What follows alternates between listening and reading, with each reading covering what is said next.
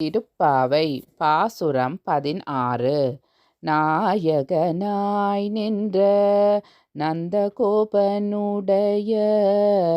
கோயில் காப்பானே, கொடி தோன்றும் தோரண வாயில் காப்பானே, மணிக்கதவம் தாழ்த்திரவாய் ஆயர் சிறுமிய ரோமுக்கு அரை பறை மாயன் மணிவண்ணன் நென்னலேவாய் நேர்ந்தான் தூயோமாய் வந்தோம் துயிலெழப்பாடுவான்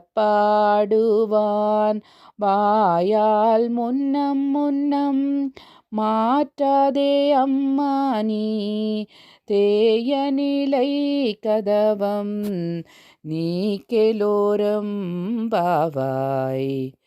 பொருள்: எங்களுடைய தலைவனாய் இருக்கின்ற நந்தகோபனின் திருமாளிகையை பாதுகாக்கும் காவலனே, கொடி தோரணம் கட்டப்பட்ட வாசல் காவலனே, ஆயர்குல சிறுமியரான எங்களுக்காக இந்த மாளிகை கதவை திறப்பாயாக. மாயச் செயல்கள் செய்பவனும் கரிய நிறத்தவனுமான கண்ணன் எங்களுக்கு ஒலியெழுப்பும் வரை தருவதாக நேற்றே சொல்லியிருக்கின்றான். அதனை பெற்றிச் செல்ல நாங்கள் நீராடி வந்திருக்கின்றோம். அவனை துயிலெழுப்பும் பாடல்களை பாட உள்ளோம். அதெல்லாம் முடியாது என உன் வாயால் முதலிலேயே சொல்லிவிடாதே. மூடியுள்ள இந்த நிலைக்கதவை எங்களுக்காக திறப்பாயாக. ஒருவர் ஒரு செயலை செய்யப் போவதாக தெரிந்த ஒருவரிடம் சொல்கிறார்.